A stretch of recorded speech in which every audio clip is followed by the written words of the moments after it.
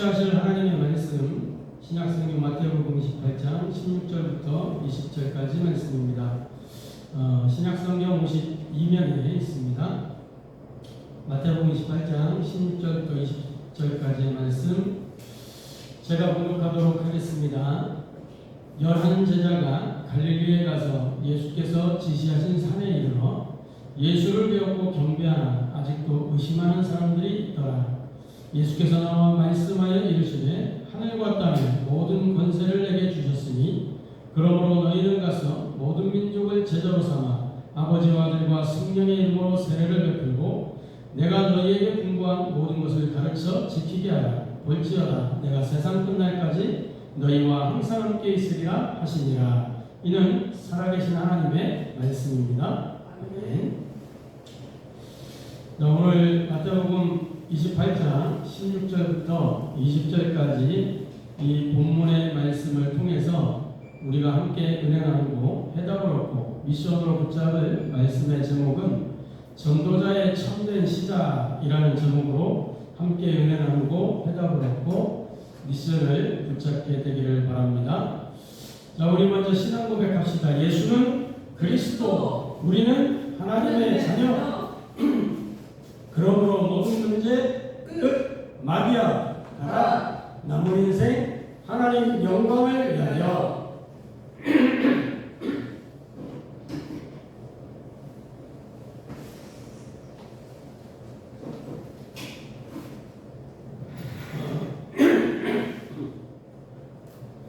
우리가 매일같이 그리스도의 이름을 선포하고 하나님의 자녀가 됨을 확인하고 모든 문제가 끝났음을 확신하면서 이 땅에서 영적 싸움을 누리고 하나님의 영광을 위해 사는 전도자의 삶에 도전하는 인생이 된다면 그 인생은 인류 인생이 분명합니다.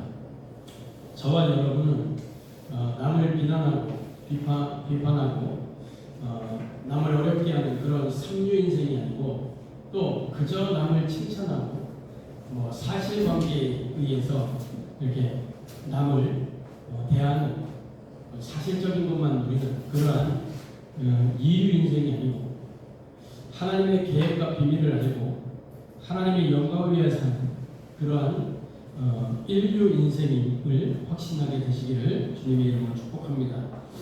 이 5가지 신앙 고백을 통해서 저와 여러분이 날마다 영적 상태가 바뀌고 운명이 기록되는 그 응답과 축복을 누리게 되기를 주님의 이름으로 축복합니다.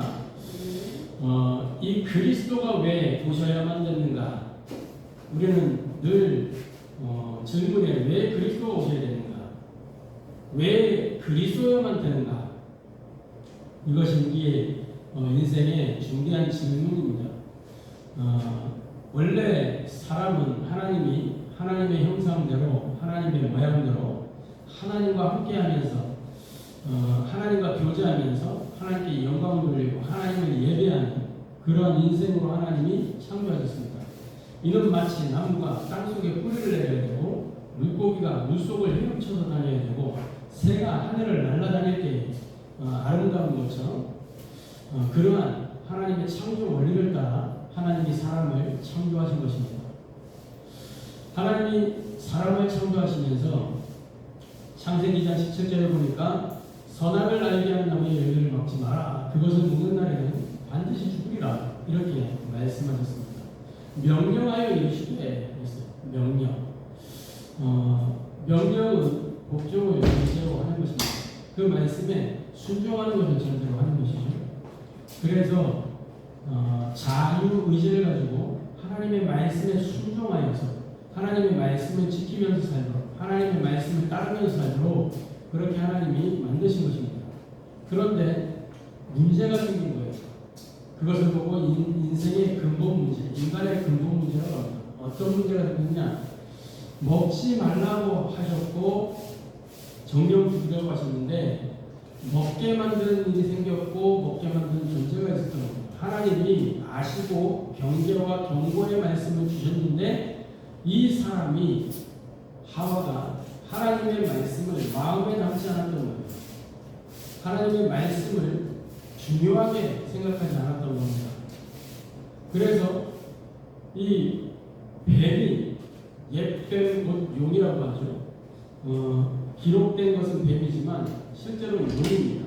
옛뱀 계시록 12장에 보니까 곧 용이라고 하는데 이 용이 화려하고 아름다웠습니다. 여자의 특성, 화려한 걸 좋아하고 아름다운 걸 좋아하고 그런 것들과 친하잖아요. 그 아름답게 되기를 갈망하고 이뻐지고 싶어하고 그러니까 그 뱀하고 친하게 지내는 거예요. 용하고. 어느 날 그 용이 말하는 것처럼 마귀가 말하는 거예요. 마귀 속에 용 속에 마귀가 딱 들어간 겁니다. 그래서 용이 말하는 것처럼 얘기해요. 하나님이 동산 모든 나무의 열매를 다 먹지 말라고 했지. 하나님 뭐라고 말씀하셨습니까? 동산 모든 나무의 열매는 다 먹어도 돼요. 근데 중앙에 있는 그 선악을 알게 하는 나무의 열매를 먹지 마라. 그것을 먹는 날에는 반드시 죽으리라. 이 하와가 대답합니다. 먹지도 말고 만지도 말라. 너희가 죽을까 하노라 하셨느니라. 거기에서 이 용 속에 들어간 마귀가 이야기하는 거예요. 결코 죽지 아니하리라. 그러면서 뭐라고요? 너희 눈이 밝아져서 하나님처럼 될 줄을 하나님이 아십니다. 그래서 결국은 그 나무의 열매를 따먹고 인생에 비참한 운명이 찾아오게 된 겁니다. 일단은 하나님의 말씀에 불순종한 그것이 죄가 되어서 하나님은 죄와 함께할 수 없기 때문에 하나님과 관계가 끊어지게 되는 거예요. 그러니까 하나님으로부터 공급되는 은혜로 사는 사람이 하나님의 은혜가 없이 살아야 되는 신세로 전락하게 되는 겁니다. 비참한 상태가 되는 거예요. 은혜가 없다. 무슨 어떤 상태가 되는 것이냐? 모든 것을 내 힘으로 해야 되는데 내 힘으로 안 되는 것들이 있는 겁니다. 한계를 만나게 되는 거예요. 그 한계에 봉착하게 되면 어떤 일들이 일어나느냐?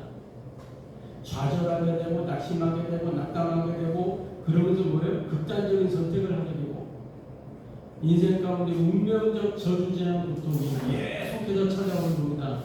영적인 문제, 생각과 마음의 고통, 삶의 문제, 죽음과 내세의 문제, 미래의 문제, 미래 곧 후대의 문제까지 내가 당하는 이 운명적 저주제한 고통이 우리 후대에게로 그대로 전달되는 거예요.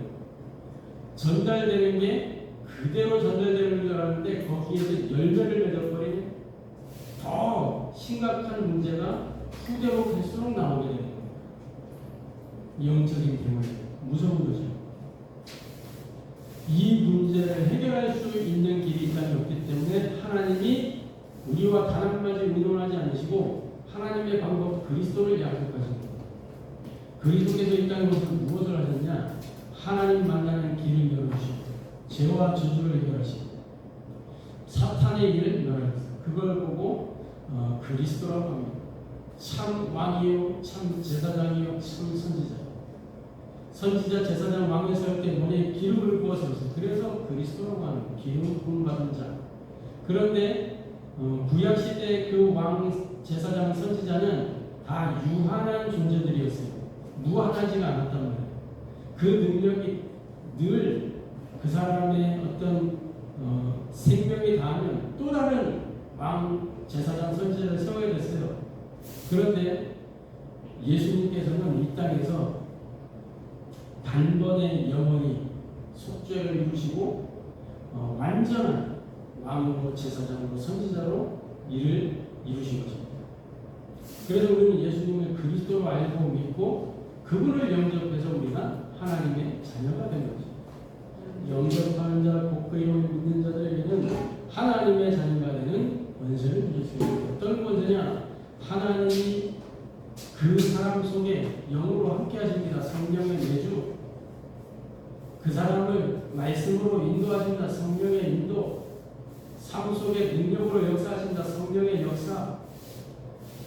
그 그리스도인을 부를 때마다 흑암 권세가 꺾이고 하늘 군대가 움직입니다. 성령의 권세 권능, 천국 배경을 주셔 누리게 합니다. 성령의 보증, 현실 속에 임마누엘 증거가 함께하며 성령의 증거, 하나님의 자녀, 모든 문제가 끝나는 거야. 과거, 현재, 미래. 그죠? 그래서 이 땅에 사는 동안 마귀는 우리를 속이기 때문에 속지 않도록 영적 싸움을 하는 거예요. 그걸 보고 오늘의 말씀, 오늘의 기도, 오늘의 전도라고 하는 것입니다. 남은 인생 이걸 가지고 하나님의 영광을 위하여 사는 것이다. 승리하게 되기를 주님의 이름으로 축복합니다. 자, 오늘 전도자의 참된 시작인데, 자 봅시다. 지금 세상은 갈수록 어려워지고 있죠.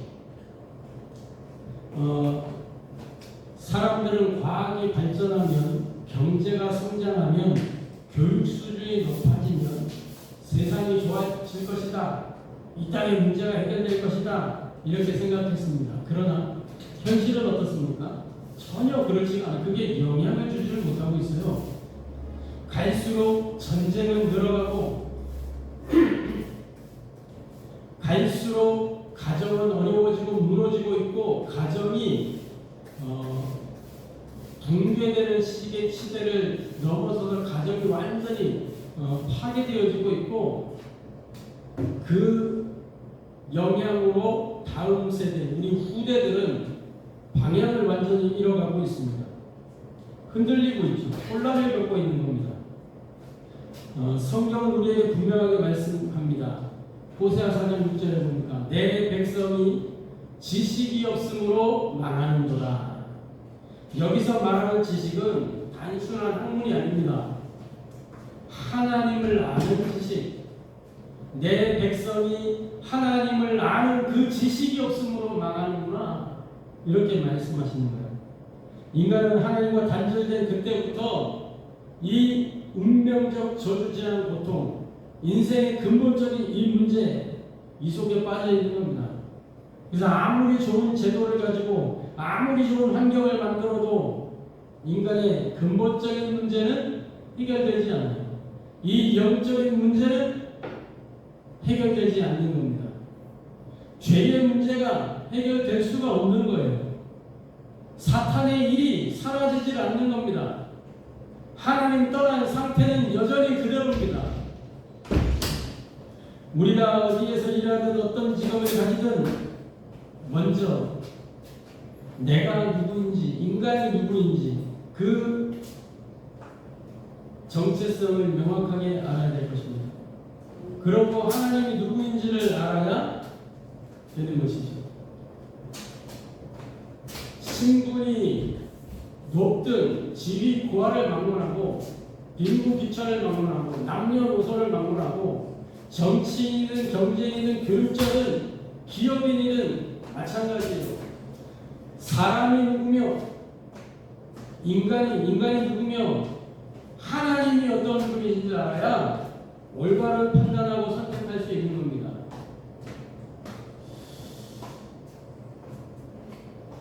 특히 우리가 어려움을 만났을 때 가장 먼저 해야 할 일은 무엇이냐? 하나님을 찾는 것입니다. 하나님을 아는 것입니다. 그래야 인생 문제의 본질이 보이는 거예요.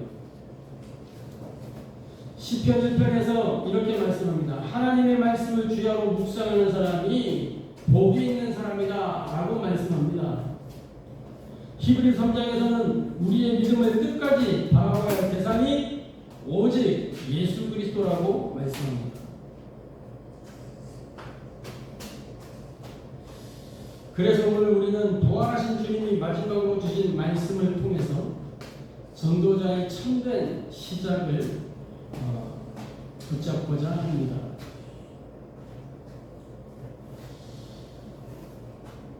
그리스도가 누구며 인간은 왜 멸망하는가? 어떻게 우리가 응답을 받을 수 있는가? 여기에 대한 분명한 답이 아니고는 세상을 이끌어갈 수가 없죠. 그래서 우리가 오늘 지금 우리가 계속 마태복음을 해오고 있는 중에 이제 오늘 드디어 마태복음의 대단원의 막을 내리게 된 겁니다. 마태복음 28장 마지막 본문이에요. 마태복음의 여정을 해오면서 쭉 우리가 확인했던 것은 예수가 그리스도구나, 그 그리스도가 지금 역사하시구나, 이러한 사실들을 확인해 왔습니다. 오늘 본문에 보니까 부활하신 주님을 보고도 의심하는 사람들이 여전히 있었습니다. 부활하신 예수님을 직접 봤는데도 어떤 사람은 예수님을 경배했지만 어떤 사람은 의심했습니다. 그들이 무리가 아니고 제자였어요. 제자들을 만났는데 오히려 의심하는 자도 있다. 아직도 믿음이 안 생긴 거죠. 같은 주님을 바라봤는데 반응은 달랐던 겁니다. 그래서 신앙 가운데 두 종류의 신앙이 있어요. 성경에는 항상 두 그루의 사람이 등장합니다. 저 출애굽 이후에 홍해가 가로막혔을 때 홍해 앞에서 기도하는 사람이 있는가 하면 원망하는 사람들이 있었습니다. 가나안 땅을 정탐할 때에도 여호수아와 갈렙은 하나님의 언약을 붙잡았고 그래서 믿음의 고백을 했습니다. 그런데 10명의 정탐꾼은 철저하게 불신앙 속으로 빠졌습니다. 현실만 바라보고 사실만 직시하면서, 그러나 그게 진정한 사실이 아니에요. 영적 사실이 아니었습니다. 영적인 걸 못 본 거예요. 하나님의 언약을 못 본 겁니다. 오늘날도 마찬가지입니다. 같은 문제를 만나도 어떤 사람은 믿음으로 반응하고 어떤 사람은 같은 문제를 만났는데 불신앙하고, 말씀을 받아도 마찬가지입니다. 같은 말씀을 받는데 어떤 사람은 감사가 회복되는가 하면 어떤 사람은 그 말씀을 가지고 자기를 찌른다면서 원망하고 불평하고 하는 겁니다. 여러분 보세요. 환경이 우리를 결정하는 것이 아니고 무엇이 우리를 결정합니까? 위기가, 믿음이 우리를 결정하는 겁니다. 위기가 우리를 결정하는 것이 아니고 믿음이 우리를 결정하는 것입니다. 자 보세요. 부활하신 주님을 만났습니다. 인간적으로는 의심할 만하죠. 왜 그러냐? 인간의 생각 속에서 부활이라고 하는 개념은 도저히 있을 수가 없는 일이었어요. 맞죠? 이 세상에는 부활이라는 게 존재하지 않습니다. 역사적으로도 불가능해요. 없어요. 확인된 바가. 그러니까 예수님이 부활해서 나타났는데 이해가 안 되는 거예요. 그 자체가 받아들여지질 않는 겁니다. 그러니까 의심이 생기는 거예요. 죽은 사람이 살아났다. 인간의 경험에서는 불가능해요. 불가능. 그러니 이 부활하신 예수님을 보고 놀랍기도 하고 의심스러운 거죠. 그러나 이 부활은 갑자기 일어난 사건이 아닙니다. 계속해서 우리가 말씀을 확인했지만 이 부활 사건은 저 구약 때부터 예언된 사건이에요. 사도 바울은 말합니다. 고린도서 15장 3절부터 5절 사이에 보니까 그리스도께서 성경대로 죽으시고 성경대로 살아나셨느니라. 사도행 17장에서 바울은 여러 회당을 다니면서 예수가 그리스도신 것과 그가 십자가에 죽으시고 부활하셨다는 것을 계속해서 그는 가는 현장마다 십자가와 부활을 이야기했습니다. 그죠? 이 부활은 우연한 사건이 아니라 하나님의 구원 계획을 완성하는 그런 사건이었습니다. 그렇기 때문에 저와 여러분은 이 예수님에 대한 의심이 아니라 예수가 누구인지부터 확신해야 되는 것입니다. 결국 신앙의 핵심은 뭐냐? 예수님이 누구냐라는 거예요. 예수님을 어떻게 만났느냐, 그게 중요한 겁니다. 어떤 사람은 예수님을 위로자로 생각합니다. 어떤 사람은 예수님을 선지자 중에 하나로 생각합니다. 어떤 사람은 예수님을 굉장히 능력 있는 분으로 생각합니다. 사랑이 많은 분, 그렇게 생각을 합니다. 그러나 그것은 진정한 만남이 아닙니다. 그러한 부분이 있지만 그게 예수님 본질은 아니라는 거예요. 예수님을 어떻게 만나고 어떻게 알아야 되느냐? 예수님을 그리스도로 알고 만나야 되는 겁니다. 성경은 처음부터 끝까지 무엇을 이야기하느냐? 그리스도만을 이야기하고 있습니다. 이 그리스도가 죄와 저주에서 우리를 해방하시고, 이 그리스도가 모든 사탄의 일을 멸하시고, 이 그리스도가 하나님 만나는 길을 여시는 것을 이야기하고 있는 것입니다. 창세기 3장 15절에 사탄의 머리를 깨뜨린 여자의 후손 그 메시아 그리스도, 마태복음 1장 21절부터 23절에 보니까 그 말씀의 성취로 오신 그 예수 그리스도, 자기 백성을 그들에 대해서 구원할 자이시니라. 임마누엘로 오신 그 하나님, 그 예수 그리스도. 요한복음 19장에 보니까 30절의 십자가에서 뭐라고 하셨습니까? 내가 다 이루었다. 아멘. 모든 죄와 저주와 사탄의 권세를 끝내버렸습니다. 이 다 끝낸 그리스도가 지금 저와 여러분과 함께 하시는 겁니다. 400년 4장 12절에 다른 이로서는 구원을 얻을 수 없나니 구원의 유일한 이름 그 그리스도. 그리스도가 누구냐? 분명하게 확신해야 될 것입니다. 예수님은 인생 문제를, 모든 문제를 종결시킨, 인생 모든 문제의 해답이 되는 유일한 답 그리스도이십니다. 아멘. 이 확신이 있을 때에 우리는 흔들리지 않게 되는 것입니다. 두 번째로 부활하신 주님께서 주신 메시지가 있습니다. 이름하여 부활 메시지. 부활하신 주님이 승천하시기 전에 가장 중요한 말씀을 남기셨습니다. 뭐라고 오늘 본문에 그랬습니까? 하늘과 땅의 모든 권세를 내게 주셨으니. 예수님이 말씀하셨죠. 이 말씀은 예수님께 모든 권세가 있다는 선언입니다. 하늘의 권세는 뭐냐? 하나님의 그 보좌의 권세를 말씀하는 거예요. 땅의 권세는 뭡니까? 흑암의 이 권세를 꺾는 그 권세입니다. 하늘과 땅의 권세. 그러니까 예수님의 영역은 어디예요? 이 땅과 하늘을 아우르는 모든 것이 하나님의 영역이에요. 우리는 그 모든 영역에 응답을 드릴 수가 있는 것입니다. 아멘. 그래서 우리는 예수 그리스도의 이름으로 기도하는 겁니다. 이 이름으로 기도할 때 하늘의 군대가 움직이고, 이 이름으로 기도할 때 흑암의 세력은 결박되어지고 쫓겨나는 것입니다. 저주는 떠나가고 그 자리에 하나님의 나라가 임하게 되는 것입니다. 하늘과 땅의 모든 권세를 가진 그 그리스도의 이름 가지고 승리하는 저와 여러분 되기를 주님의 이름으로 축복합니다. 우리 주님 뭐라고 말씀하셨냐? 모든 족속으로 가서 제자를 삼아라 말씀하셨어요.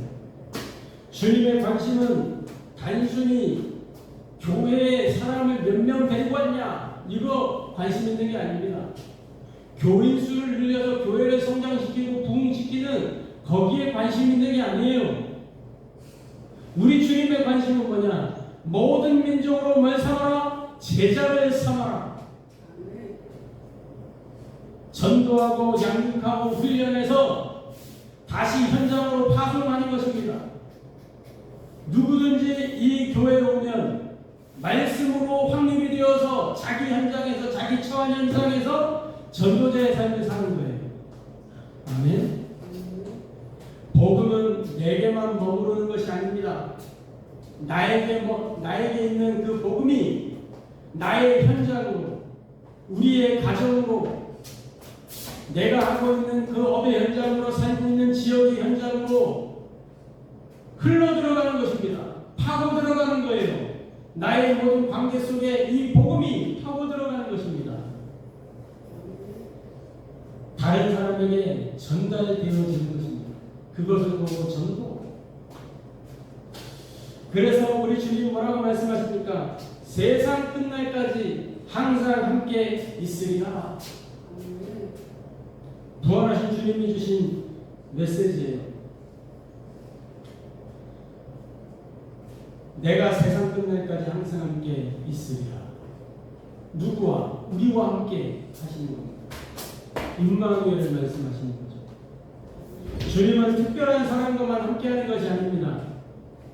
현장에서 복음을 누리는 모든 사람들에게 함께하십니다. 예수를 그리스도로 믿어 구원받은 모든 사람에게 함께하시는 것입니다.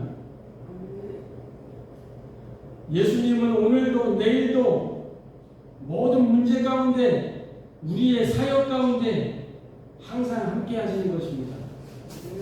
이것이 임마누엘의 축복입니다. 그래서 전도자의 참된 시작은 무엇이냐? 오늘 지금 여기에서 임마누엘을 누리는 것입니다. 그것이 전도자의 참된 시작입니다. 항상 함께 있으리라. 무엇 때문에? 모든 족속을 제자 삼는 그 일 때문에. 아멘. 전도는 특별한 사람만 하는 게 아닙니다. 어떤 사람은 전도가 은사 중에 하나다 라고 이야기하는데 아닙니다. 구원받은 하나님의 사람은 전도에 사명이 있는 거예요. 구원받은 하나님의 사람은 전도자로 사는 겁니다. 그 삶이. 오늘 내가 있는 이 자리에서부터 시작되어지는 것입니다. 우리 주님의 부활 메시지의 결론은 뭐냐? 전도 제자를 찾고 세우고 파송하는 것입니다. 예수님의 마지막 관심은 제자였어요. 한 사람의 제자가 또 다른 제자를 세우고 그 제자가 다시 현장으로 들어가서 또 다른 제자를 찾고 세우고 파송하고, 그것이 하나님의 방법입니다. 신약 교회로 출발해서 저 로마로, 유럽으로, 영국으로, 독일로, 미국으로, 지금 우리에게까지 이 복음이 전달되어서 왔잖아요. 제자가 제자를 삼아서 그 제자가 또 다른 제자를 삼고 그 흐름 속에서 지금까지 전달되어 온 겁니다. 이 증평 임마누엘교회에서 또 다른 제자들이 세워지고 그 제자를 통해서 이 지역에 복음을 듣지 못한 사람이 단 한 명도 없도록 그렇게 만들어 가야 되는 거예요. 우리 교회도 이 언약을 붙잡아야 되는 겁니다. 그래서 우리가 어떤 언약을 붙잡았습니까? 복음운동의 랜드마크. 오직 복음운동 하겠다는 겁니다. 복음 그러면 증평 임마누엘교회가 생각날 만큼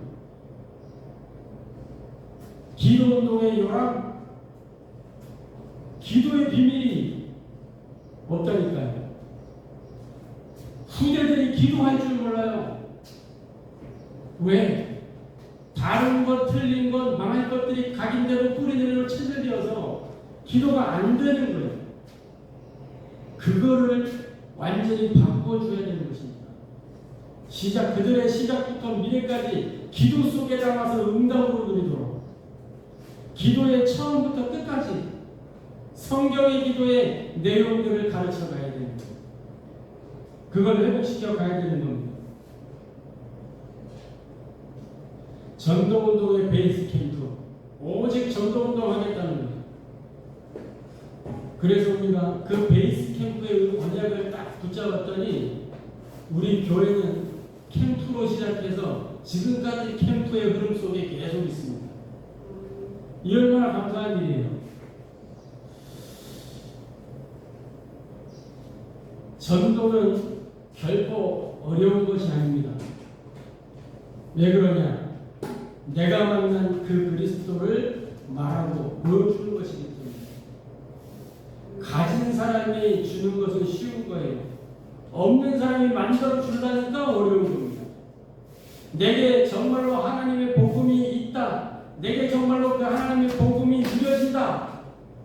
쉬운 겁니다. 내가 받은 은혜를 바라면 되는 것이기 때문에, 내 삶 속에 역사하신 그 그리스도를 증거하는 것이기 때문에, 어떤 이론을 전달하는 게 아니고 내 안에 살아 역사하시는 그 그리스도를 말하는 거기 때문에, 나와 함께 하신 그 그리스도를 내 삶에서 보여주는 것이기 때문에 쉬운 거예요. 뭔가를 자꾸 하려고 하니까 어려운 겁니다. 그냥 내가 살아가는 것이 전도예요. 내 삶이 복음의 증거가 되는 것입니다. 증인이 누구냐? 성경 속에 요셉을 보세요. 요셉은 말 한마디 하지 않고 하나님이 함께 하심을 보였잖아요. 그 삶을 보고 하나님이 너와 함께 하시는구나. 불신자가 알았다니까요. 종교인이 알았다니까요. 그거를. 다니엘을 보세요. 다니엘은 자기가 가진 전문성을 가지고 복음을 증거했다니까. 꿈 해석했죠. 꿈. 느부갓네살 왕이 꿈을 꿨을 때 그거 해석해줬잖아요. 하나님의 지혜를 가지고. 그 요셉 아니에요? 요셉도 마찬가지고. 바울 보세요. 바울은 뭐였어요? 내가 만난 그리스도를 가는 곳마다 얘기했어요. 뭐요? 다메섹 사건. 그죠? 다메섹 사건. 다메섹에서 자기가 어떻게 그리스도를 만났는지 그 이야기를 했다니까요. 그 이야기. 지식을 전달한 게, 신학을 얘기한 게 아니고 바울 자신이 만난 그 그리스도. 그리스도 만나기 이전에 나는 이런 사람이었는데 그리스도를 만나니 나는 이렇게 바뀌었다. 그 그리스도가 어떤 분이시더라. 그걸 이야기한 겁니다. 그래서 전도자의 참된 시작은 부활하신 그리스도를 확신하는 데 있습니다. 왜 부활하신 그리스도를 확신하는 것이 전도자의 시작이냐? 지금 살아 역사하시는 그리스도이기 때문에 그렇습니다. 로마서 1장 1절 4절에 예수님께서 부활로 하나님의 아들이심이 선포되셨다고 말씀합니다. 로마서 4장에는 보니까 우리의 의롭다 하심을 위하여 살아나셨다고 말씀하고 있습니다. 에베소 1장 20절에 23절에 보니까 하나님께서 그리스도를 만물 위에 머리로 세우셨다고 말씀합니다. 부활을 확신하는 사람은 두려움보다 믿음으로 살아갑니다. 오늘 본문 속에 두 그루의 사람이 나왔죠. 오히려 의심하는 사람, 그죠? 그럼 믿음으로 세워지는 사람. 우리는 두려움보다 의심으로, 두려움보다 믿음으로 살아야 될 것입니다. 환경이 아니라 언약을 바라봐야 될 것입니다. 현실이 아니라 하나님의 계획을 보면서 인도받아야 될 것입니다. 이것이 전도자의 참된 시작입니다. 그래서 결론적으로 저와 여러분은 지금 역사하는 그 그리스도를 확신하고 누리는 전도자의 삶을 살아야 되겠습니다. 그래서 매일 주님의 것을 담을 수 있는 합당한 그릇이 되어야 되겠습니다. 이것이 우리의 제1캠프 합당한 그릇이 됩니다. 주님이 찾는 그릇은 큰 그릇이 아닙니다. 깨끗한 그릇도 아니에요. 하나님의 것을 담을 수 있는 그릇. 그 그릇이면 되는 겁니다. 합당한 그릇. 그게 성령의 인도를 받는 겁니다. 합당한 그릇. 성령께서 우리 인도하시는 자꾸 인도를 거스른다. 합당한 그릇이 아니에요. 내 고집을 피운다. 합당한 그릇이 아니라니까. 아무리 그릇이 크고 넓고 좋아도 합당한 그릇이 아니에요. 하나님의 그릇 담는 성령 인도 받는 데는 합당하지가 않아요. 우리는 합당한 그릇이 되기를 바랍니다. 조금 부족하고 모자라고 연약할지라도 성령 인도 받는 그 주님의 것을 담기에 합당한 그 그릇이 되기를 주님의 이름으로 축복합니다. 그걸 보고 망대라고 하는 게 망대. 네? 딱 그릇이 딱 준비되어 있는 거예요. 매시 우리는 하나님의 말씀으로 각인 뿌리 체질이 되어서 하나님의 것으로 딱 각인이 체질돼요. 그걸 보고 제2 캠프 뭐요? 성령의 역사. 말씀이 각인되고 뿌리되고 체질되었을 때 하나님이 역사하는 거예요. 그게 우리의 여정입니다. 승리하게 되기를 주님의 이름으로 축복합니다. 매사에 하나님 나라의 일을 이루는 그 실제적인 능력이 우리에게 누려져야 됩니다. 그걸 보고 제3캠프라고 하는 성령의 열매, 이 열매가 이정표가 되는 겁니다. 그 후대들이, 우리의 믿음의 다음 세대들이 우리가 맺은 그 열매의 발자취를 보고 우리의 뒤를 따라오는 거예요. 그 복음의 흔적을 보고 따라오는 겁니다. 승리하게 되기를 주님의 이름으로 축복합니다. 그래서 전도자의 참된 시작은 특별한 장소에서 시작되는 게 아닙니다. 오늘 지금 여기에서 부활하신 그리스도로 나와 함께 하심을 믿는 그것이 바로 시작입니다. 이번 한 주간 하늘과 땅의 모든 권세를 가진 그리스도를 믿고 임마누엘 축복을 누리며 만나는 사람마다 생명을 살리는 전도자의 삶을 살아가는 모든 주의 백성들에게 주님의 이름으로 축복합니다. 기도하겠습니다. 하나님께 감사를 드립니다. 전도자의 참된 시작을 할 수 있도록 오늘 지금 여기에서 부활하신 그리스도가 나와 함께 하심을 믿고 그 믿음으로 시작하게 하여 주옵소서. 이번 한 주간 동안에도 하늘과 땅의 모든 것을 가진 그 그리스도의 능력을 사실적으로 누리게 하시고 임마누엘의 축복을 누리며 모든 만남 사건 장소 시간 속에 하나님의 계획을 찾고 전도자의 삶을 살도록 역사하여 주옵소서. 살아계신 주 예수 그리스도의 이름으로 기도하옵나이다.